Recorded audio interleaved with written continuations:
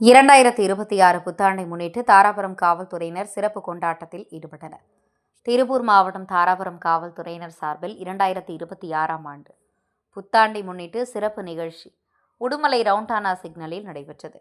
இதில் காவல்துறையினர் கேக் வெட்டி பொதுமக்களுக்கு வழங்கி புத்தாண்டு கொண்டாட்டத்தில் ஈடுபட்டனர். இதனைத் தொடர்ந்து சாலை விதிகளை மதிப்போம், அனைவரும் கட்டாயம் ஹெல்மெட் அணிந்து பயணிப்போம், மது அருந்தி வாகனம் ஓட்ட மாட்டோம் உள்ளிட்ட பல்வேறு சமூக விழிப்புணர்வு உறுதிமொழிகளை காவல்துறையினரும் பொதுமக்களும் ஒன்றாக எடுத்துக்கொண்டனர். இந்நிகழ்ச்சியில் ஏராளமான பொதுமக்கள் மற்றும் காவல்துறையினர் கலந்து கொண்டு புத்தாண்டை பாதுகாப்புடன் கொண்டாட வேண்டும் என்று விழிப்புணர்வு ஏற்படுத்தினர்.